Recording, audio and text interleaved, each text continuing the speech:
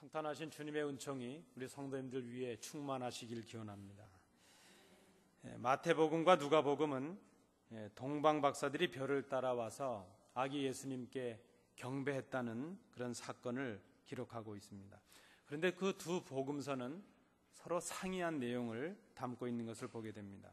여러분 아시는 대로 누가복음은 이방 헬라 사람들을 대상으로 쓰여진 복음서입니다.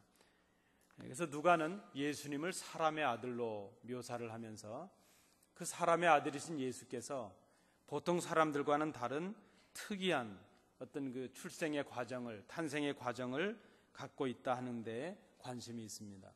그러나 반면에 마태복음은 유대인을 대상으로 쓰여진 복음서입니다. 그래서 이 마태복음에서는 예수님을 유대인의 왕으로, 메시아로 묘사를 하고 있습니다. 그래서 그 마태복음이 오늘 이 동방 박사들에 대한 기록을 하면서 그 마태의 관심은 바로 여기에 있습니다. 왕으로 오신 예수님에 대해서 세상이 상반된 반응을 보였다는 것입니다.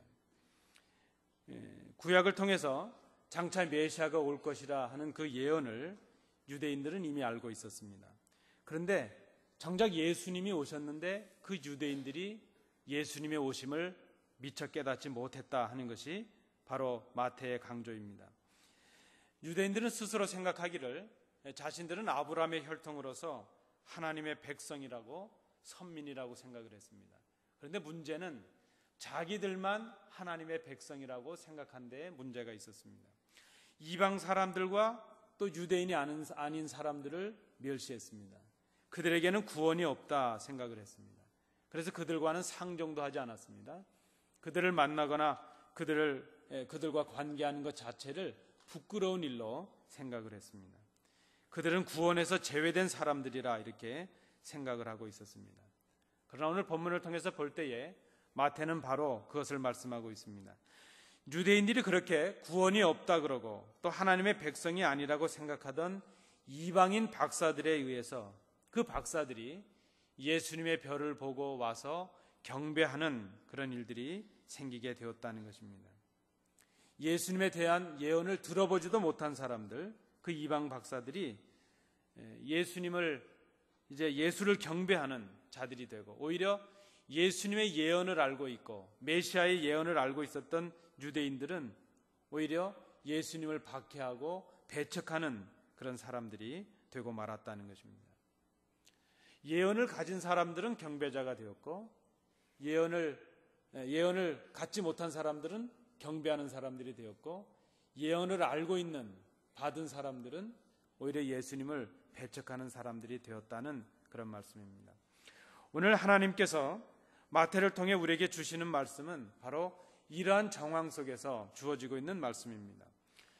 예수님께서 탄생할 당시에 이스라엘은 모든 희망이 사라진 그런 상태였습니다.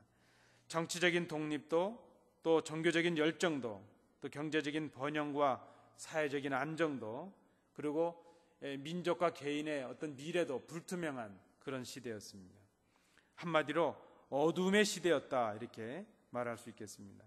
말씀드린 대로 구약의 예언자들을 통해서 예언되어졌던 그 메시아가 오실 것이라는 그 예언이 이제는 사람들에게 단순한 희망거리가 되어버리고 말았습니다.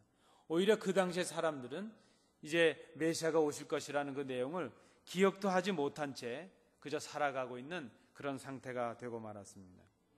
처세에 능하고 백성을 압제하던 포악한 헤롯 대왕이 막강한 권력을 행사하던 그리고 그 이스라엘을 다스리던 때가 바로 이때였습니다. 바로 그때 이방 나라의 박사들이 메시아의 탄생을 알리는 별을 보고 그 먼 길을 마다 않고 예루살렘을 방문하게 되었습니다. 동방 박사들이 예루살렘을 방문하게 됐다는 그 소식을 헤롯이 듣게 되었습니다. 그리고 이제 왕 앞에 그 박사들이 서서 이렇게 질문을 합니다. 유대인의 왕으로 나신 이가 어디 있는가? 이렇게 질문합니다. 그 말을 듣는 헤롯이 상당히 불쾌했던 것으로 보여집니다.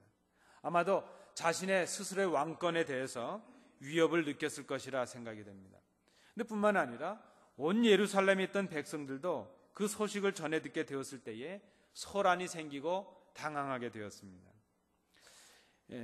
왜 그럴까 생각해 본다면 말씀드린 대로 그들은 메시아가 오실 것이라는 예언은 들어서 알고 있긴 했지만 그러나 메시아가 오신다는 것에 대해서 준비하지 못했고 기다리지 못했고 그저 머리로는 생각하면서도 가슴으로 삶으로 메시아를 기다리지 못한 그런 사람들이었기 때문이라 생각이 됩니다. 오늘 본문에 보면 헤롯은 다급한 나머지 대제사장들과 서기관들을 불렀습니다. 서기관들은 율법 학자들입니다. 그래서 그들을 불러서 그렇게 얘기를 합니다. 도대체 메시아가 나신다고 말해졌던 예언되었던 그 장소가 어디냐 이렇게 묻습니다. 그들은 이제 미가서 5장 2절 말씀을 통해서 자그마한 고을 베들레헴입니다 이렇게 알려주게 되었습니다. 이에 헤롯은 별이 나타난 때를 자세히 묻습니다. 그리고 박사들을 안심시키고 이제 빨리 가서 그 왕에게 경배를 하고 나에게도 알려달라 이렇게 이야기를 합니다. 말로는 그렇게 말합니다. 나도 예수께 경배를 해야 되겠다 그렇게 말을 하고 있습니다. 그러나 여러분 아시는 대로 그것은 새빨간 거짓말이었습니다. 결국 헤롯은 이 일로 인해서 그 당시에 2살 난 사내 아이를 다 도륙해버리는, 다 죽여버리는 그런 만행을 저지르게 된 것을 우리가 볼 수 있습니다. 주님께서 오셨던 처음 성탄은 이렇게 어떻게 보면 비극과 함께 시작이 되었다 생각이 됩니다. 그 말을 듣고 박사들이 왕궁을 나서게 되었고 이제 그렇게 나서게 되자 사라졌던 별이 다시 나타나고 이제 아기 예수가 있는 곳으로 박사들을 인도했다. 그리고 그들이 기뻐했다는 내용으로 오늘 본문이 기록되고 있습니다. 여러분 우리가 이 본문을 많이들 들으셨지 않습니까? 근데 저는 이 본문을 좀 더 다른 각도에서 해석을 해보고자 합니다. 예수 그리스도께서 탄생하실 그 당시 헤롯 왕과 온 이스라엘 사람들은 당연히 큰 소망을 가지고 예수의 오심을 기다려야만 했을 것입니다. 그런데 대부분의 사람들은 예수님의 다시 오신다는 소식을 알고 있으면서도 그 약속을 알고 있으면서도 그들은 기억도 하지 못했습니다. 여러분 우리가 지금 주님께서 오시고 난 이후 2000년이나도 지난 이 지금에 와서 다시 해마다 성탄절을 기념하는 의미가 어디 있겠습니까? 그저 단순히 2000년 전에 오셨던 그 예수님을 기억하는 것으로 끝나는 것이 아니고 이제 다시 오시겠다고 약속하신 그 주님을 우리가 어떻게 기다려야 될 것인가 하는 우리의 마음의 자세를 돌아보기 위함이라 생각이 됩니다. 그러나 이스라엘 사람들은 그 당시의 백성들은 메시아께서 오신다는 약속을 알고 있었으면서도 그 약속을 기억하지 못했다는 것입니다. 오히려 기억하지 못할 뿐만이 아니라 그 오실 메시아에 대해서 삶으로 전혀 준비를 하지 못했다는 것입니다.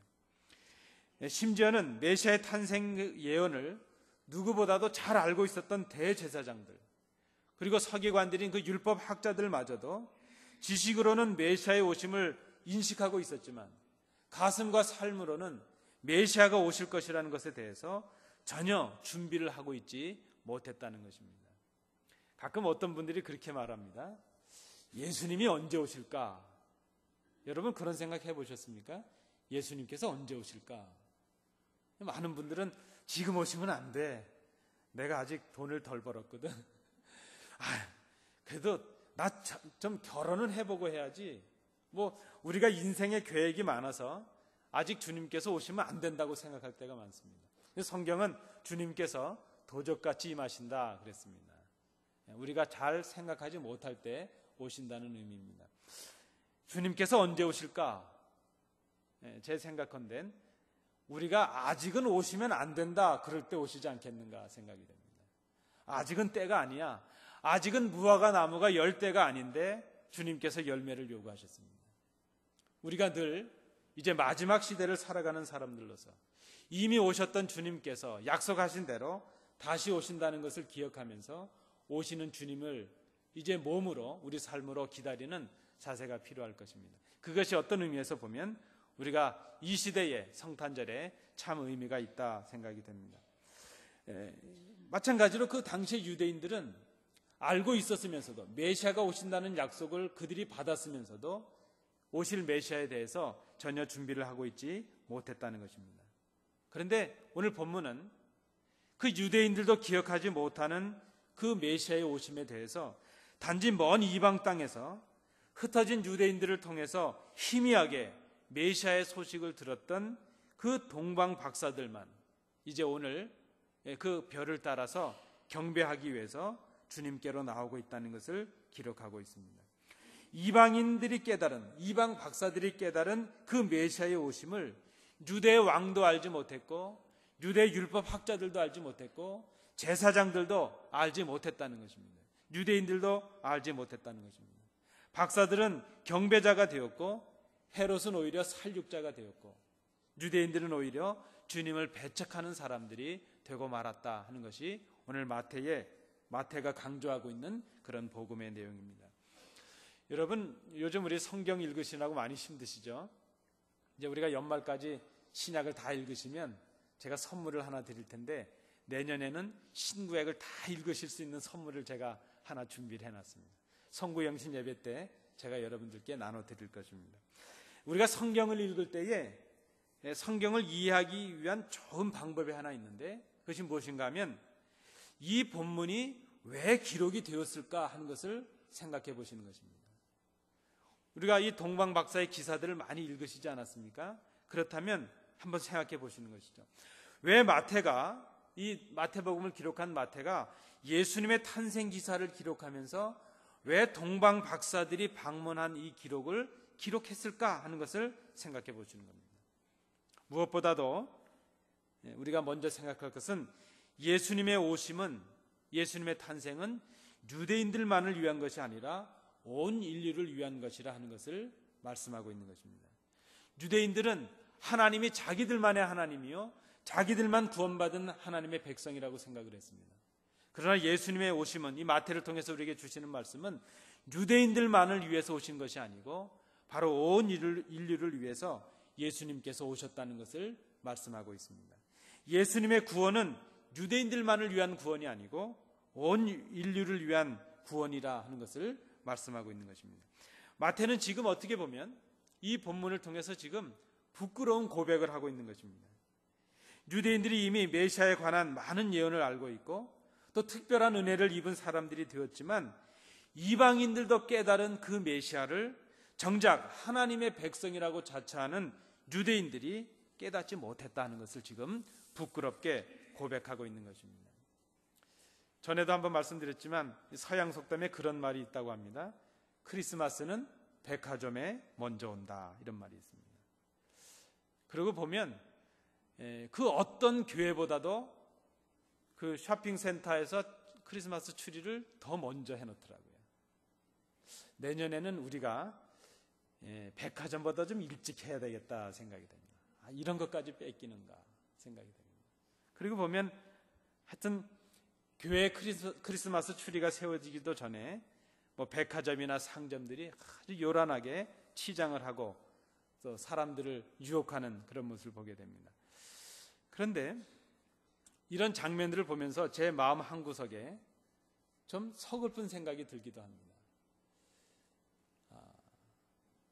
뭐 좀 말씀드리긴 그렇지만 제가 뉴스를 보니까 한국의 김포 지역에, 저는 그곳을 가본 적이 있습니다. 애기봉이라는 곳에서, 그 전방 지역인데 한 30m 정도 되는 대형 크리스마스 추리를 이제 종교 그 교회들에서 계획해서 군부대랑 협의해서 이제 세웁니다.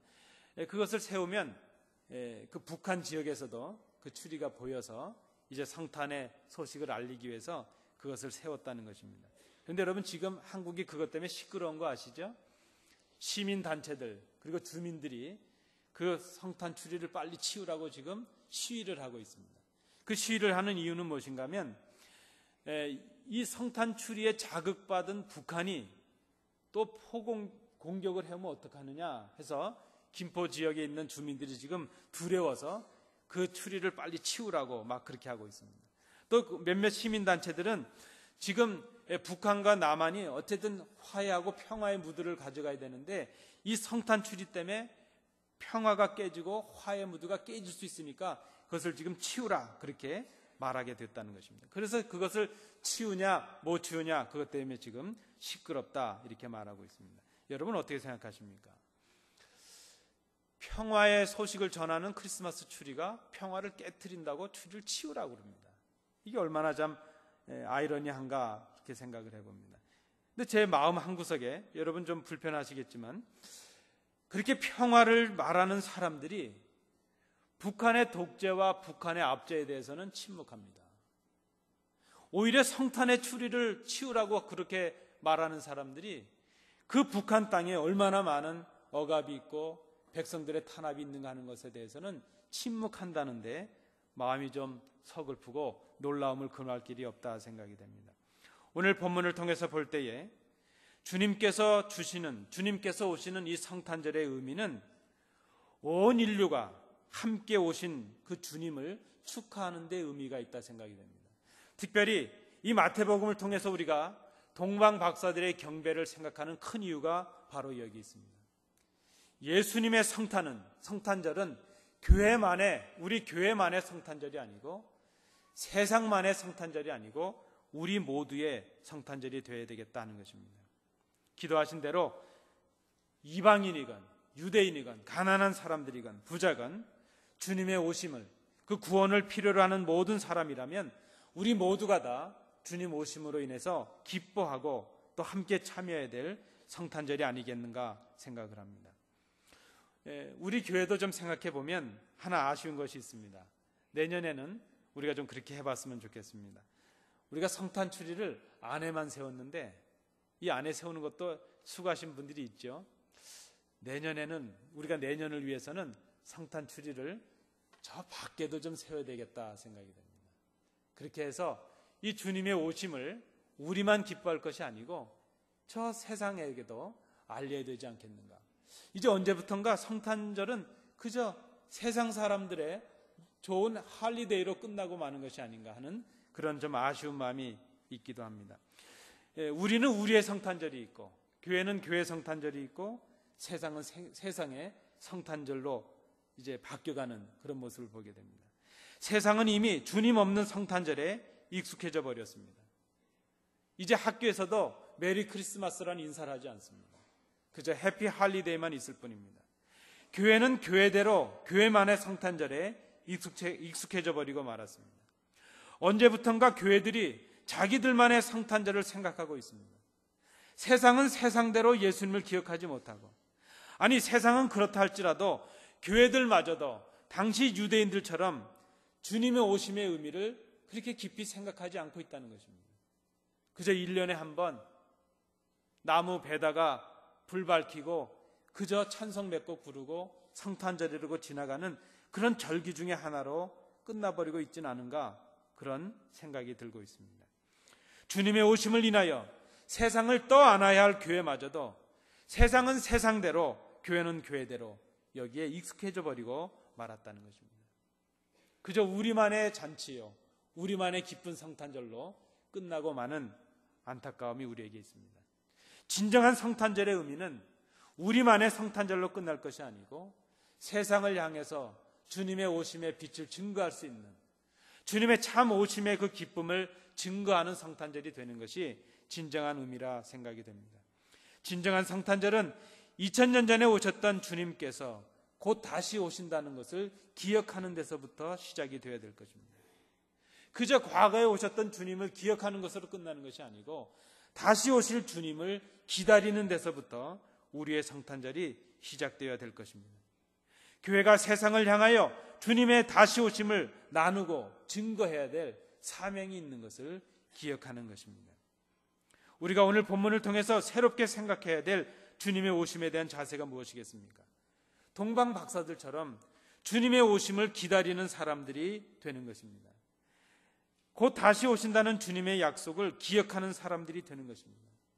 동방 박사들이 주님의 별을 따라가는 사람들이 되었던 것처럼 우리도 그 주님의 별을 따라가는 그런 사람들이 되는 것입니다. 오늘 우리가 이 본문을 통해서 별을 따라가는 사람들의 자세가 어떻게 될 것인가 세 가지로 생각을 해보고자 합니다. 첫째는 말씀에 대한 믿음이 있어야 된다는 것입니다. 오늘 우리의 본문을 잘 보시면 동방의 박사들은 말씀에 대해서 신뢰하고 믿음을 가졌던 모습을 볼 수 있습니다. 2절에도 보시면 예루살렘에 도착한 그 박사들이 유대인의 왕으로 나실 리가 어디 있느냐 이렇게 질문합니다. 또한 미가서 5장 2절 말씀에도 보면 그 근거에서 예수님의 탄생의 장소가 베들레헴인 것을 알게 될 때에 구약의 그 예언의 말씀을 의심 없이 믿고 베들레헴을 향해서 출발하는 그런 모습을 보게 됩니다. 본문은 그들의 모습을 그렇게 기록하고 있습니다. 박사들이 왕의 말을 듣고 갈새 이렇게 기록합니다. 메시아에 대한 예언의 말씀을 신뢰하지 않고서는 그 박사들이 그렇게 먼 길을 떠나오고 이제 이스라엘로 올 수도 없었을 것입니다. 그들이 헤롯궁을 떠나서 베들레헴을 향해 출발할 수도 없었을 것입니다. 말씀에 대한 의심 없는 그런 믿음이 별을 쫓는 믿음을 가능하게 한다 이렇게 생각이 됩니다. 이번 성탄절을 지나면서 우리 성도님들께서 믿음을 돌아볼 수 있기를 간절히 원합니다. 우리의 믿음이 어디에 근거하고 있는가 하는 것입니다. 그저 우리의 단순한 신념과 확신에 우리의 믿음이 근거하고 있는가, 아니면 하나님께서 우리에게 허락하신 그 말씀을 통해서 우리의 믿음을 뿌리하고 있는가 하는 것을 생각해야 될 것입니다. 성경은 2000년 전에 베들레헴 말구에 태어나신 예수를 하나님의 아들로 고백할 것을 요구하고 있습니다. 우리의 그리스도시라 이렇게 증거하고 있습니다. 그분이 우리의 죄를 사하시고 새 생명을 주시기 위해서 십자가에 죽으셨음을 말씀하고 있습니다. 그분이 우리를 위해서 부활하시고 하늘로 승천하셨고 가신 그대로 다시 오실 것이라 증거하고 있습니다. 여러분, 이 약속을 믿고 계십니까? 이번 성탄절에 다시 오실 주님을, 그 약속을 기억하시는 우리 성도님들이 되실 수 있기를 바랍니다. 두 번째, 우리가 말씀을 따라가는, 별을 따라가는 성도로서 가져야 될 두 번째 자세는 말씀이 이루어진다는 것에 대한 소망이 우리에게 있어야 된다는 그런 말씀입니다. 하나님의 약속이 반드시 이루어진다는 소망이 우리에게 있는가 하는 그런 말씀입니다. 이 세상에서 제일 불쌍한 사람이 누굴까? 저는 그 생각을 해봅니다. 소망이 없는 사람. 여러분, 예수 믿는데 다시 예수님께서 오신다는 것에 대한 믿음과 소망이 없는 사람이 얼마나 불쌍한 사람입니까? 여러분, 장차 하나님의 나라에서 우리가 하나님의 나라에 들어가게 된다는 소망을 여러분 믿고 계십니까? 그 소망이 여러분들에게 있으십니까? 장차 예수님께서 다시 오셔서 처음 성탄하셨던 그 주님처럼 곧 우리에게 다시 오신다는 그 주님의 약속을 여러분 소망하고 계신가는 그런 말씀입니다.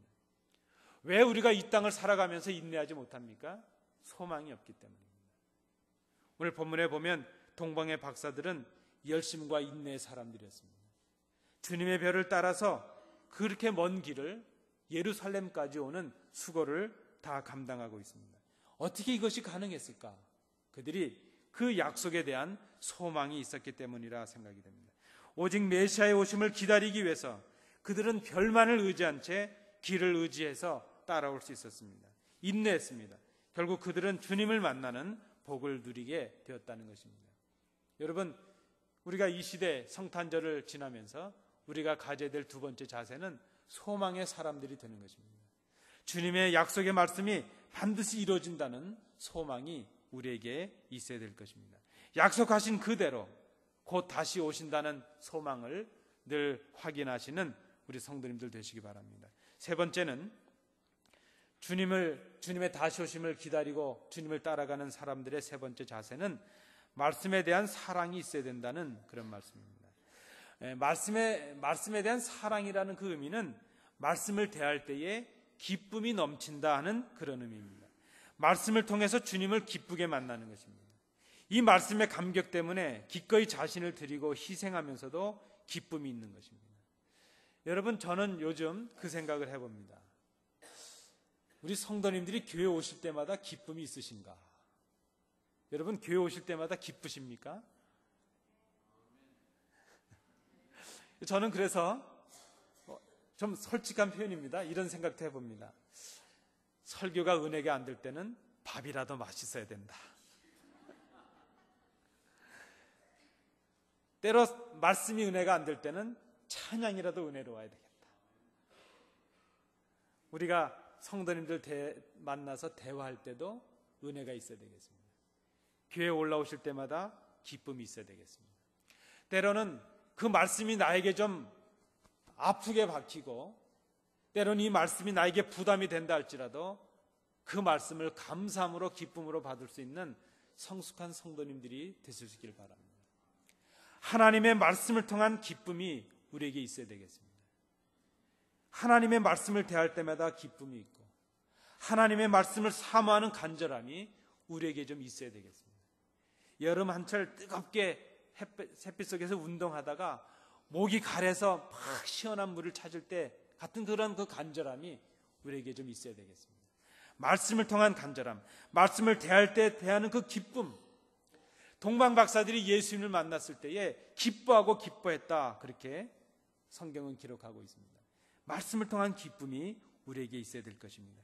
이 기쁨을 주체할 수 없어서 다른 사람들에게 이 기쁨을 증거하지 않고는, 전하지 않고는 배길 수 없는 그런 간절함이 우리에게 좀 있어야 되겠다는 그런 말씀입니다. 여러분, 우리 속에 말씀에 대한 기쁨이 넘쳐날 때에 생명의 역사가 시작이 됩니다. 우리 속에 교회 생활에 대한 감격과 기쁨이 있을 때에 우리의 입술과 삶을 통해서 이 기쁨이 다른 사람들에게 증거될 수 있다는 것입니다. 여러분, 우리가 먹어보고 맛을 알아야 소개해 줄 거 아니겠습니까? 우리가 기쁨을 먼저 누려야 우리를 보는 사람들이 저들이 도대체 왜 기쁠까 하고 궁금해하지 않겠습니까? 우리가 예수님의 말씀을 통해서, 우리 교회 삶을 통해서, 성도들과의 교제를 통해서 진정한 기쁨과 또 평안을 맛보게 될 때에 그 기쁨이 담을 넘어 울타리를 넘어서 이웃들에게 증거되게 될 것입니다. 동방의 박사들은 기쁨이 있었습니다. 오늘 10절 말씀에 있는 대로 저희가 별을 보고 가장 크게 기뻐하고 기뻐하더라 말씀합니다. 그들의 일생에 기뻐할 일들이 참 많았을 것입니다. 여러분, 오늘 이 아침에 한번 생각해 보시죠.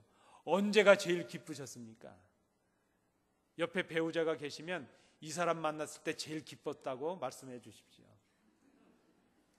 언제가 제일 기쁘셨습니까? 내 자식이 성장해서 장성해서 자식의 자식을 보는 기쁨도 큰 기쁨이었습니다. 우리가 많은 기쁨들이 우리에게 있었을 것입니다. 그런데 우리가 정말 기뻐해야 될 기쁨은 예수로 인한 기쁨인 줄로 믿습니다.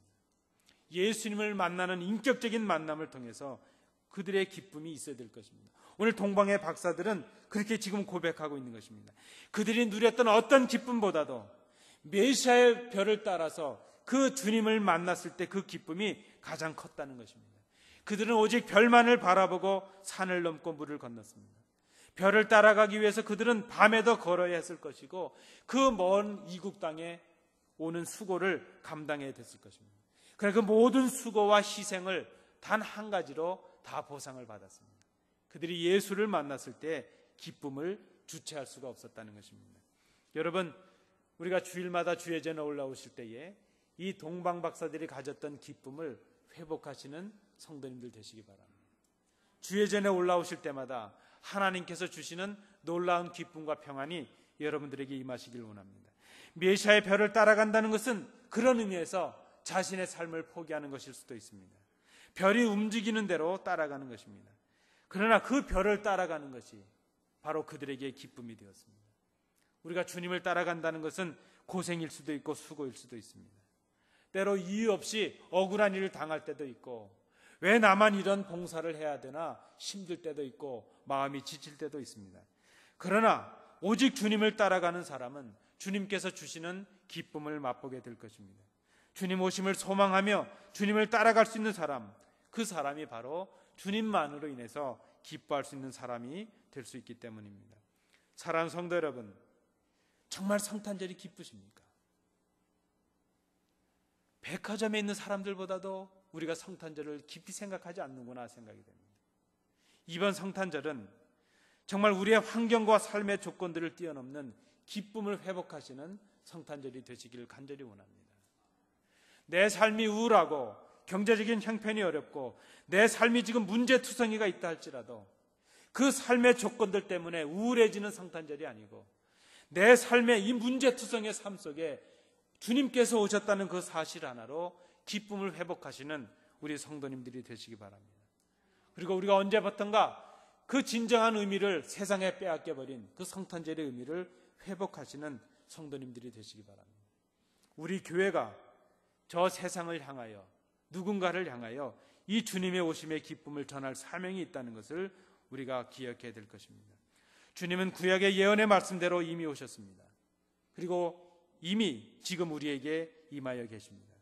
그리고 사도행전 1장 11절에 말씀하신 대로 갈릴리 사람들아 어찌하여 서서 하늘을 쳐다보느냐, 너희 가운데서 하늘로 올리우신 이 예수는 하늘로 가심을 본 그대로 오시리라. 그 약속하신 그대로 다시 오실 것입니다.